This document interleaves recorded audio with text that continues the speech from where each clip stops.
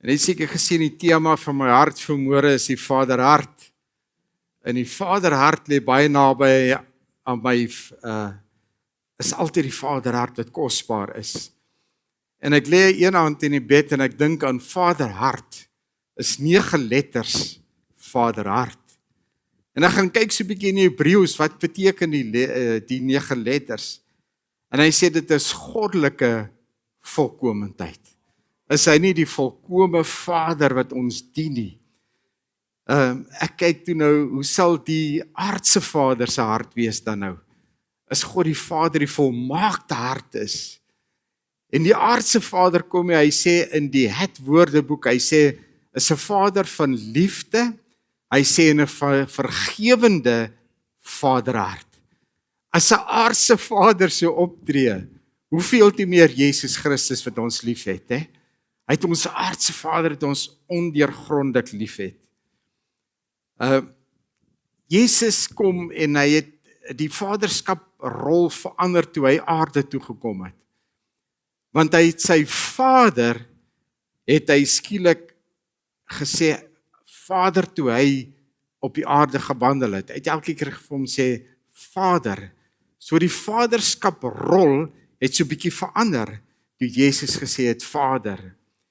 En daar is geweldig baie om oor die kenmerke en die karaktereienskap van Jesus se hart te vertel. Ons gaan lank besig wees vanmôre. Daar's geweldig baie inligting. Maar ek het net so 4 punte uitgehaal ter wille van tyd. En die eerste ene waarmee ek begin vanmôre is die onvoorwaardelike liefde. Hy het ons lief ten spyte van. Ons maak droog, hy's nog steeds lief vir ons. Ons is 'n stoute kind, hy's nog steeds lief vir ons. Amen. Hy sê daar so, God se liefde is nie gebaseer op jou prestasies nie. Ek dink baie keer as ons wegbeweeg, dan probeer ons perform. Want ons wil Jesus probeer weer beïndruk, dit beïndruk hom nie. Maar is op wie hy is, sy hart is ingestel op jou beswil. En baie keer bid ons vir iets, en dit gebeur nie soos wat ons bid nie. Want jy sien, die Here wil nie hê, dit moet in daai rigting beweeg nie. Ons sien dit is 'n negatief, dis nie 'n negatief nie. Hy wil jou spaar van hartseer, baie hartseer. Daarom verander hy die rigting vir jou. Die tweede ene is genade en vergifnis. Jette, die Here nie baie genade met ons nie. Ek dink baie keer moet ons 'n dropkick kry. Ons luister moeilik baie keer, sy genade en vergifnis. Jy sien, hy is geduldig om jou te vergewe, sonder om jou foute teen jou te hou. En ek dink baie keer ons dink die Here hou die foute van ons, hou hy teen ons, glad nie. En dis toevallig die kern van die gelykenis van die verlore seun. Die verlore seun het droog gemaak, maar ten spyte daarvan het hy 'n goeie vader gehad. Die derde punt daarso, deernis en vertroosting. Jette, kan die Here ons nie troos as ons daar om te kom nie. Ons kan net na die Vader toe gaan. En as ek 'n bietjie sy hartklop hoor, hy ken jou pyn en jou hartseer. Ons dink baie keer ons gaan na die Vader toe en ons bid tot hom en hy verstaan nie alles nie. Die Here verstaan alles. Hy ken jou gedagtes deur en deur. Hy ken jou. Hy's 'n liefdevolle Vader wat jou wil vertroos in moeilike tye. Hy wil jou vertroos. Die vierde een wat ek wil noem is sy teenwoordigheid. Sy teenwoordigheid is alomteenwoordig. Maar as een ding wat kort, die Here soek jou. Wat soek hy by jou? Hy soek 'n intieme verhouding met jou. En dit is waar die probleem kom. Ons het nie altyd 'n intieme verhouding met die Vader nie. En daarom begin ons skibreek te ly. Maar hy is altyd daar. Hy soek 'n intieme verhouding vanmôre met my en met jou. Jy sien Johannes 10 vers 30 kom hy en hy sê ek en die Vader is een. En dis hoekom hy aarde toe gekom het. Hy wil eintlik vir hulle gewys het dat die Vader is nie 'n Vader wat slaan nie. Die Vader het ook 'n sagte hart. Hy het 'n sagte deel. Hy gee toe. Hy's 'n Vader wat vergewe unconditionally. Jy sien die Vader word uitgebeeld as iemand wat omverring oor ons kinders, oor sy kinders. Maar ons as aardse vaders is erger, wil ek amper sê, as ons eie kinders. Gaan vat bietjie aan 'n man se seun of dogter, as groot moeilikheid, as vet pret. Ek het al gesien by 'n rugbyveld waar 'n tannie my amper met 'n pram omstoot. Want sy wil seker aan die loskram wees. Sy gee om oor daai kind wat rugby speel. Sy ondersteun hom, want sy het hom lief. Haar hart is lief vir haar kind. En ek wil begin lees hierso, Matteus 7 vers 11, en ek lees hom in die 83 vertaling, 'n bekende vers. Hy sê, as julle wat sleg is, dan weet om vir julle kinders goeie dinge te gee. Hoeveel te meer sal julle Vader wat in die hemel is, goeie gawes gee aan die wat dit vir hom vra. Amen. Hy sal dit vir ons gee.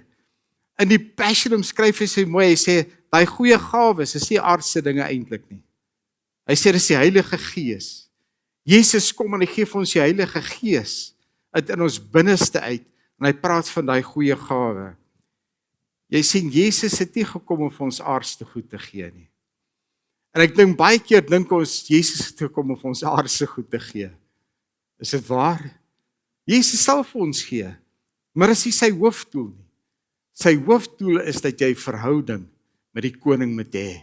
Jy moet 'n verhouding, jy moet tyd spandeer met hom. Hy's 'n Vader van verhoudings. Jy sien, in die woord van die Here verwys hy na sy goedertierenheid. Hy sê sy goedertierenheid is tot in alle ewigheid. Dit stop nie, is nimmer eindigende. Hy sê onvoorwaardelike trou. Hy sê sy verbondsliefde wat nooit ophou nie. Sy liefde hou nooit vir ons op nie. Ek dink mense dink as hulle verkeerd getrap het of weggedraai het, skielik is die liefde weg. Nee, sy verbondsliefde is altyd daar. Hy sê dit sluit barmhartigheid in, sy lojaliteit, sy ewige trou. Is hy nie lojaal in ons nie? Ons is die ene wat nie lojaal is nie. Ons beweeg weg van die Here af, maar hy is altyd lojaal. Ken u iemand wat so is? Sekerlik ken ons nie iemand so nie. Kan ons die Here net 'n bietjie lofoffer gee vanmôre, asseblief. Ek wonder, seker vanmôre ken die Here my werklik. Die Here ken jou beter as wat jy self dink. Hy sê, ek ken jou toe jy jou moeder skoot gevorm was. Dis nogal 'n groot een vir my. As jy jou toegeken het, hoe dink jy ken jou nou? Hy ken jou deur en deur, want sy teenwoordigheid is oral. Hy toets jou hart, sê hy. Hy ken jou gedagtes voordat jy gespreek het. Daai een is vir my 'n scary een. Hy ken jou gedagtes voor jy dit gespreek het. Pas op wat jy sê, broer en suster. Pas op wat jy sê.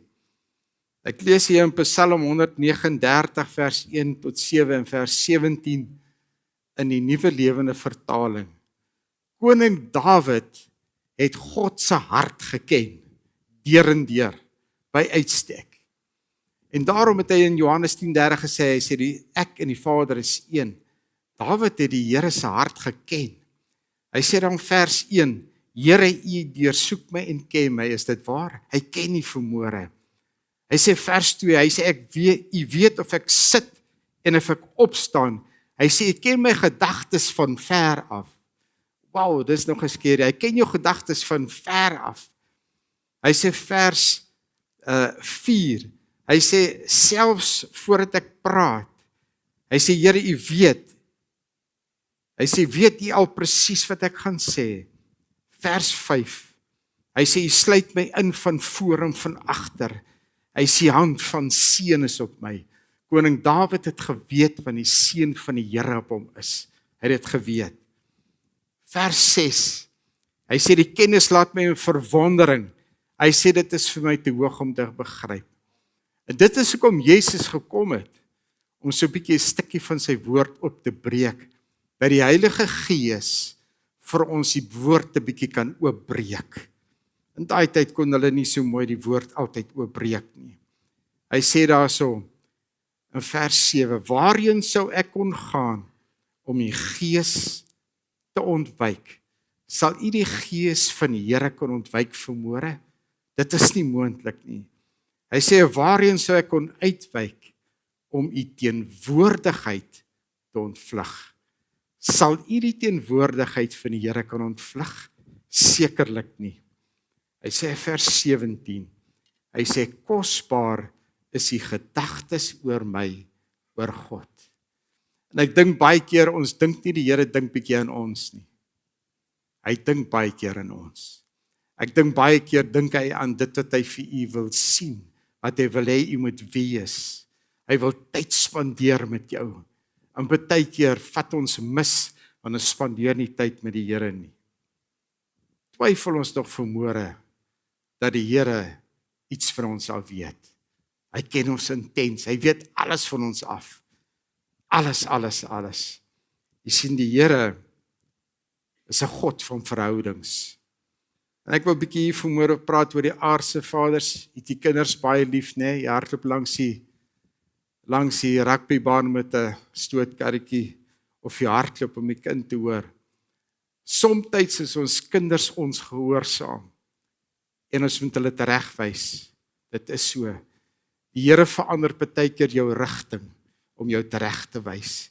Hy help jou so bietjie. Hy verander 'n bietjie jou rigting.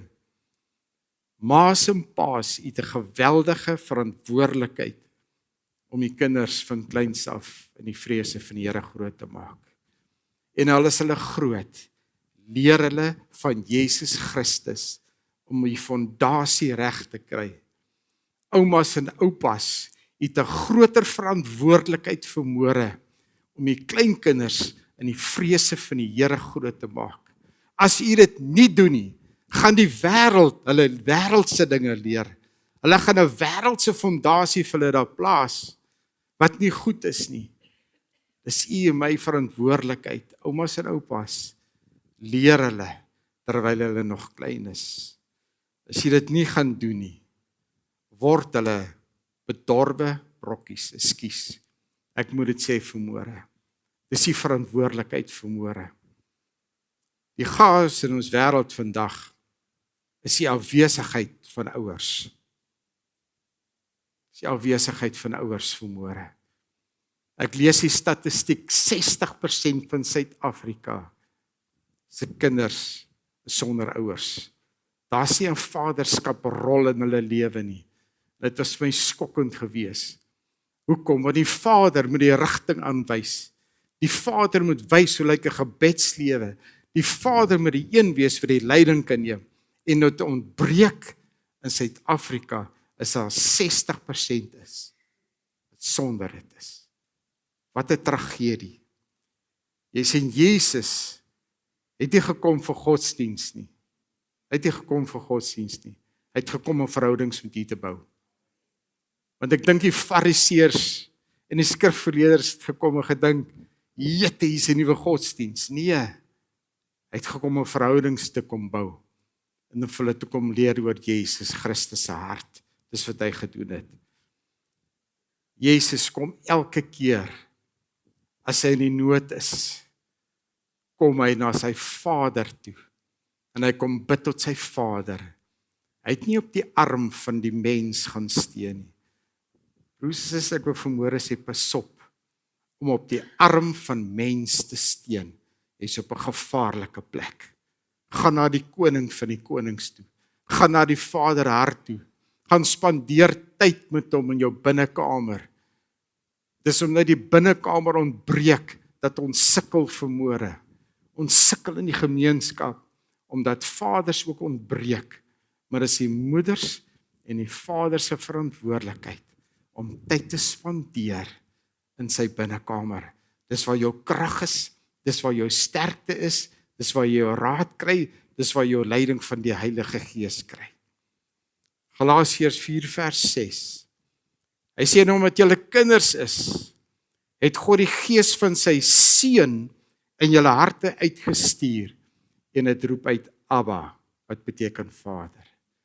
Die Heilige Gees wat in ons is, dit is my so kosbaar om te sê hy roep uit Abba Vader.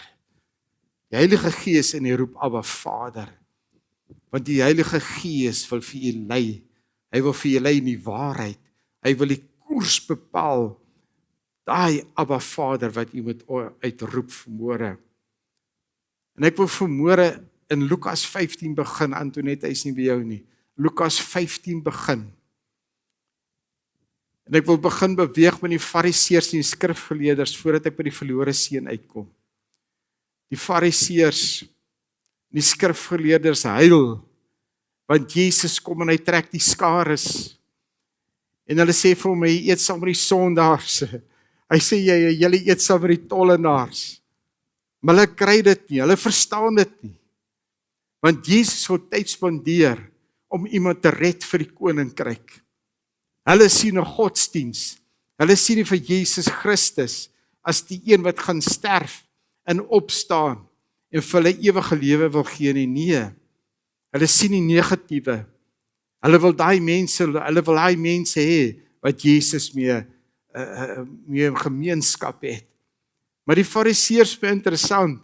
Hulle gaan luister na hulle. Maar hulle luister, maar hulle hoor nie wat Jesus vir hulle sê. Hulle verstaan nie die Jesus se hart nie. En as ons verder hier in Lukas kyk, begin hy met 2 gelykenisse voordat hy by die verlore seun kom. Baie interessant. Hy wil die konsep verduidelik aan die Fariseërs. En hy begin met 2. Hy sê 'n man het 100 skaap gehad. Hy bring dit terug op hulle vlak. Hy sê 1 skaap het weggeraak. Net 1. Hy los die 99. En hy gaan soek die skaap. En wanneer hy die skaap kry, gooi hom oor sy skouers en wanneer hy terugkom, jubel en juig hy saam met die ander. Hulle is bly oor die 1 skaap wat hy gevind het. En hy wil vir hulle die vergelyking mooi wys. Dit is belangrik. Een wat verlore is, een wat teruggedraai het na Jesus Christus toe, is baie belangrik. En hy verduidelik die konsep hoekom hy met die tollenaars en met die verlorenes en met die sondaars gaan tyd spandeer het. En ek dink hy sien hulle verstaan nog nie heeltemal lekker nie. Hy verduidelik die 2 gelykenis. Hy sê 'n vrou het 10 pennings gehad. Net 10. Sy verloor 1 en sy steek 'n lamp op en sy gaan soek daai 1 penning. En hy verwys terug na dit wat verlore is. En sy roep haar vriendinne en hulle juig oor die 1 penning. En hy verwys terug daar weer na die verlore seun toe. Die Fariseërs met die konsep in hulle kop kry, dit gaan oor die een wat verlore is. Wat belangrik is. Hy sê los die 99. Wat belangrik is daai 1. Daarom spandeer hy tyd met die verlorenes, met die sondaars. Daarom spandeer hy tyd. Jy sien en Jesus kom en hy wys eintlik sy liefde, sy omgee in sy hart aan die Fariseërs. Maar hulle verstaan nie. Hulle verstaan net godsdiens. Hulle het geleer van die wet. Hulle wil die godsdiens onderskryf. En ek wil vanmôre die verlore seuns uit 'n ander hoek bekyk vanmôre. En ek hoop jy kan daai konsep vanmôre 'n bietjie beter verstaan. En jy ken die verhaal, hy sê 'n man het 2 seuns gehad. En ek wil vanmôre sê die 2 seuns, die jongste seun was verlore gewees. Die tweede seun was ook amper verlore gewees. Hy was amper verlore gewees.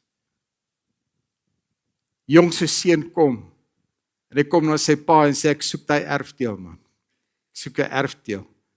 Die woord sê nie hoe oud die seun was nie, of hy nou 20 was, en of hy 25 was, hy sê nie. Ek soek my erfdeel. En ek dink hy seun was eintlik arrogant geweest, want sy pa lewe, maar hy soek sy erfdeel. En ek dink by myself, hoe kan jy dit doen? Vra jy eintlik jou vader moet eintlik dood wees, met alle respek. Ek soek my erfdeel. Ek het dit nodig. En ek wonder net, op watter punt sou hierdie seun besluit het, maar ek soek die erfdeel. Maar wat vir my verbasend is, die pa gaan, en hy sê, ek sal dit toestaan aan jou. Jou erfdeel sal ek vir jou gee. Ek wonder wat 'n ouer wat vermoere 20 is en sy seun of sy dogter kom na hom toe en sê, jy moet so 'n bietjie shy, jy moet 'n bietjie betaal. Verkoop so 'n bietjie van die meubeltjies en die een karretjie, ek soek my erfdeel.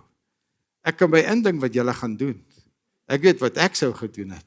'n Paar sal dalk 'n skynslap gekry het. Hoekom? Jy is nog daar in die lewe. Jy sorg vir hom. Wie gee vir hom die reg om die erfdeel te kom vra? En jy sien die seun vat sy erfdeel. En hy vat sy erfgoed. Maar hierdie vader wat 'n goeie pa is wat dit doen. Jesus, hy is 'n goeie pa. Ek sou dit nie gedoen het nie. Ek weet nie van u nie. Maar hy los hom, hy gee sy goed vir hom. Ek sien eintlik in die 53 vertaling hulle sê die goedjies verkoop en hy het sy erfdeel gekry. Sy pa het geweet hy gaan faal. Hy het geweet hy gaan dit lekker uitmors, hy gaan dit uitjol, nê. Hy gaan dit totaal uitmors. Maar ten spyte daarvan gaan hy en hy sê hier is jou erfdeel. En die jongste seun is af en hy's besig om hy geldjies lekker te spandeer. En hy geniet sy lewe. Maar hy sien alles kom tot 'n einde. En hy kom op 'n plek wat al hy geld op is. Daar's niks meer nie. Die ching is klaar. Is niks oor nie. En hy's 'n bywoner. En as 'n bywoner werk jy eintlik net om verblyfsreg te kry. Want die woord sê eintlik daar, hy die pele van die varke begeer. So ek weet nie of hy eintlik kos gekry het nie. Maar hy kom tot op homself en hy sê ek het 'n groot fout gemaak en ek vra vir myself die vraag, jy het 'n groot mistake gemaak. Jy het 'n groot fout gemaak. My sien hier's wat die kosbare ding vir my is wat en ek deurkom. Hy's jammer oor wat hy gedoen het. Hy sê ek het gesondig teen my Vader en teenoor die Here. Hy sê ek sal as 'n bywoner sal ek gaan woon by die Vader, besluit by homself. Maar die hartseer die gedeelte vir my is, sy liefde vir sy Vader dring hom nie na sy pa toe nie. Dis sy liefde vir die Vader nie. Dis sy afhanklikheid, sy nood, wat nou vir hom iets stel. Hy soek sy pa se huis. Hy soek die lekker kos by sy pa. Hy soek wat die slawe eintlik wil hê. Hy wil net as dagloner kan kom. Sy nood dryf hom na sy pa toe. Nie sy liefde nie. Dis sy nood. Jy sien, en daar kom 'n tyd wat sy fisieke nood te groot geraak het. En hy is op pad terug na sy vader toe. En sy vader het hom al van ver af gesien, sê die woord. En toe hy sy seun sien, is daar nie 'n wrok in sy hart nie. Hou niks terug wat sy seun gedoen het nie. Hy gaan in die hardloop na hom toe. En hy kom omarm hom. Hy druk hom, hy soen hom. Is dit nie 'n goeie pa wat so maak nie? Hy wys vir sy seun, ek hou niks teen jou nie. Niks. Daar's niks wat ek teen jou nie. Ek het jou in totaliteit vergewe. Ek hou niks teen jou nie. Hy sê gee vir hom 'n ring in sy vinger. En hy omarm hom, hy gee vir hom 'n kleed. Jy sien hierdie Vader wys vir hom. Hy het hom klaar ervaar. Hy het hom nie weggewys nie. Gebeur dit nie dikwels in ons tydperk waar mense wegbeweeg van die Here af. Hulle raak so ver onder, weg van die Here af. Die verhouding is nie meer daar nie. Die tyd wat hulle met die Here gespandeer het, is glad nie daar nie. En hulle raak verlore. En dit vat baie moed om terug te kom. En die Vader sê, ek ontvang jou met oop arms vanmôre. Kom net na my toe, sê almal wat vermoeid en belas is. Hy sê, kom na my toe. Ek dink die Here is in afwagting, as ons wegbeweeg, om nader aan hom te kom tyd spandeer met hom. Hy het ons nog net so lief. Sy liefde vir ons is nimmer eindigende. Daar's geen einde aan sy liefde nie. Niks nie. Jy sien, en hy's blydskap in die Vader, want dit is sy liefde vir sy seun. En nie die liefde vir die seun noodwendig vir die Vader nie.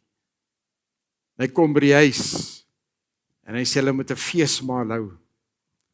My sien hier kom die ding. Die oudste seun is kwaad. Hy wil nie deel in hierdie blydskap van die Vader nie. Hy wil glad nie deel nie. Dit is nie deel van dit wat hy wil doen nie. En jy sien wat vir my kosbaar is, die pa het elke keer na die jongste seun toe gegaan. Hy het na die oudste seun toe gegaan.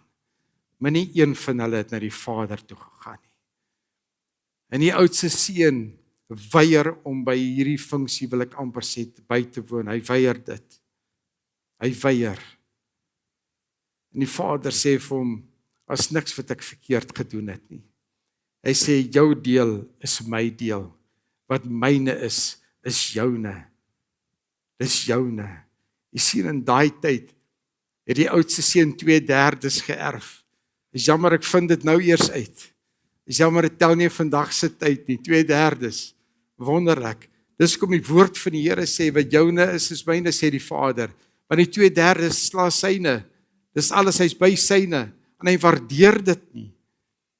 Jy sien, baie keer is ons by die Vader. En ons dien 'n liefdevolle Vader. En ons waardeer nie sy teenwoordigheid nie. Ons waardeer nie altyd die gees van die lewende God wat binne in ons is nie. En jy sê dalk vanmôre, maar niemand gee oor my om nie. Niemand is bekommerd oor my vanmôre nie. Die Vader is die een wat vir jou sorg. Hy het 99 gelos. Hy sê, ek los die 99. Hy sê, hy het nie bekering nodig nie. Hy sê, maar die een het wel bekering nodig. U is die een wat daai ene wat nodig het. Hy sê, kom na my toe. Kom na my toe vanmôre, sê hy. En dit is hartseer om te dink dat daai oudste seun eintlik verlore was. Want eintlik het hy alles gehad. Hy sê net, eintlik sê die Vader vir hom, geniet my teenwoordigheid. Jesus Christus sê vanmôre, geniet my teenwoordigheid. Geniet die salwing. Hy sê geniet die Heilige Gees. Alles, die belofte wat ek vir julle gegee het, is die ewige lewe. Jesus Christus is die enigste een wat die hemel verlaat het, wat kom sterf het aan 'n kruis, wat vir ons sy lewe kom gee het, met 'n ewige verbond en 'n liefde, dat ons die ewige lewe sal hê. Hy is die enigste een wat dit gedoen, as niemand anders nie. Jy sien, nie een van die twee seuns was sy liefde werd nie. Maar die Vader het hulle liefde net soos Jesus. Jesus het ons liefde ten spyte van die feit dat ons hom nie lief het nie. Hy het ons altyd liefde. So ons altyd liefde gee. Ek wil vanmôre 'n verhaal vertel wat my baie diep getref het. En dit is 'n ware verhaal 1970 in die Sowjetunie. Kom hulle sluit alle kerke. Hulle neem predikers in gevange. En hierdie persoon Sergio is een van hulle. En hulle hou in ondergrondse kerk, hulle hoor dit in geheimenisse. Een oggend baie vroeg, en klop hulle aan sy deur en neem hom in hegtenis. Hulle sê, ons weet jy was by hierdie vergadering gewees. Hulle sluit hom in die tronk toe. En die volgende oggend kom hulle stuur hom met 'n trein na 'n baie bekende tronk toe. Sergio is die enigste ene wat met boeye in die trein sit. En natuurlik die skierigheid van die mense vat oor. En hulle begin hom te vra, hoekom is hy met boeye daar? En hy begin sy getuienis van Jesus Christus te gee. 'n Man in boeye, wat op pad is na 'n tronk toe, lewer sy getuienis vir iemand. En toe dit stil raak in die trein, toe kom die bewaarder wat daar om te kom. Hy sê, ek wil my hart met jou deel vanmôre. Hy sê, ek was 7 jaar oud gewees. Toe kom al hulle my pa, hulle kom sluit hom toe, ek het hom nooit weer gesien nie. Hy sê, ek haat Christene. Hy sê, ek haat predikers. Hy sê, dis hoekom ek hulle haat. En Sergio begin te deel met daai bewaarder wat hom oppas. En hy gee sy hart aan die Here in die trein. En terwyl hy op pad is na tronk toe, het hy nog 'n siel gewen vir Jesus Christus. Maar die eindig die verhaal nie verder nie. Terwyl hy in die tronk is, kom die tronkbewaarder na hom toe. Die tronkbewaarder sê vir hom, ek hoor jy's 'n prediker. Hy sê, ek gaan jou geen kos gee nie. Jy gaan sterf in hierdie tronk, sonder kos. Maar hy spreek hierdie woorde. Hy sê, laat die God, jou God, vir jou brood verskaf. Gevaarlike woorde om te spreek aan 'n lewende God. En terwyl hy in sy sel sit, en dag 1 gaan verby, dag 2 begin Sergio 'n bietjie honger raak. En terwyl hy so opkyk, toe sien hy in die vensterbank 'n kat met 'n snytjie brood. Kosbaar is dit nie. En Sergio is honger, hy kom om my snytjie brood te vat om dit te eet. Hy sê, met die Gees van die Here sê vir hom, moenie jou getuienis opeet vanmôre nie. En hy kan nie verstaan nie, maar hy luister na die Gees van die Here. En hy pak hy snytjies brood, ek kan in my gedagtes sien hoe pak hy snytjies brood so onder hy matras. Pak hy snytjies brood so. En toe die hoof van die gevangenes kom en hy wys vir hom die snytjies brood. Hy sê het bietjie bleek geword. Hy sê maar ek jou iets wys. En hy lig hy matras so op en die snytjies brood lê so onder die matras. En hy is so onmiddellik kwaad wanneer hy wil hierdie persoon arresteer en hom toesluit. En terwyl hy so met die hoof van die gevangenes praat, val hierdie bewaarder op die grond neer en hy bars uit in trane. En Sergio kan dit nie verstaan nie. Hy verstaan nie wat nou gebeur nie. Maar hy sien die kat het in die vensterbank nog 'n snytjie brood kom bring. Nog 'n snytjie brood. En hy vra vir Sergio, weet jy wie daai kat is? Hy sê nee, ek weet nie. Hy sê, maar kom ek vertel jou vanmôre. Hy sê, daai kat is my dogter se kat. Die brood wat gebak word, is my vrou se brood wat sy gebak het. Is dit nie kosbaar nie? Pas op wat jy sê vir die Here, wat gesê het, dat jou God brood voorsien. En hy voorsien brood, hy voorsien vandag nood vir jou en vir my. Hy's daar vir jou. En ons dink dikwels ons bid en ons bid vir niks nie. Die Here is daar, hy sy teenwoordigheid is altyd daar vir ons. Hy's daar vir my en vir jou. Jy moet dit besef, dat die Vader hart is daar vir jou vanmôre. Maar is meer belangrik, dat jy met hom teenwoordigheid ervaar, maar dat jy tyd spandeer in sy teenwoordigheid. Hoe kan jy begin iemand lief kry as jy nie tyd spandeer met hom nie? Jy moet tyd spandeer met die lewende God. Jy moet tyd spandeer met die Vader.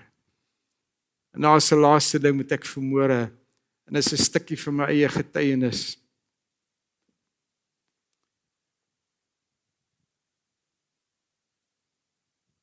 Hierdie is 'n baie hartseer saak. So 4 jaar terug was my seun 'n groot moeilikheid. En die vyand het met ons verhoor gespeel.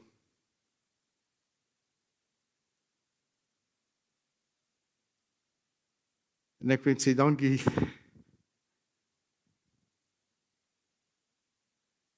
vir 'n vaderhart van Jesus. En ons deel met hom en hy is tot vandag toe nie heeltemal op die plek waar hy moet wees nie. En hy besoek ons en terwyl ek met hom praat, dryf die Heilige Gees en by hom met hom praat, maar ek kan nie verstaan nie. En ons vaders is mos so, ons doen seker checklysies, né? Tik tik tik tik. Ek sê Heilige Gees, ek kan nie verstaan hoekom jy sê nie. Jy bly sê vir my iets sê, maar ek weet nie. Nou vra ek vir my seun, ek het jou onvoorwaardelik lief, ek beken dit al vir 'n paar jaar. Ek sê as ek iets gedoen het wat verkeerd is, vergewe my. Hy sê nee, pa, jy het niks gedoen nie. Maar die Heilige Gees bly my dring om met hom te praat en ek kan nie verstaan nie. Ek sê Heilige Gees, it's a good timing to do it now. Jy het dit nodig om nou te doen. En terwyl ek met hom praat, ewe skielik openbaar die Gees van die Here. En hy sê hy het hom nog nooit self vergewe nie. Hy sit in sy eie tronk vas. En hy speel sy verkeerde dade soos 'n rolprent in sy gedagtes. En dis 'n oomblik waar die Vader hart stikkend breek. Is vermoere mense. Isolda, kan julle kom speel asseblief? Is mense vermoere met stikkende harte. Jy sit vermoere met onvergewensgesindheid. Jy sit vermoere met iets wat jy kan dit net nie jouself vergewe nie. Jy's op 'n plek vermoere wat jy nie weet hoe nie. En jy vergewe jouself nie, jy speel 'n rolprent en jy's in hierdie tronk. Jy kan nie op 'n plek kom waar jy die Vader uit en uit kan dien nie. Waar jy die Vader tyd spandeer met die Vader hart. En dis wat Jesus soek, hy soek jou hart vermoere. Hy soek jou hart vermoere. Kan ons oë sluit vermoere?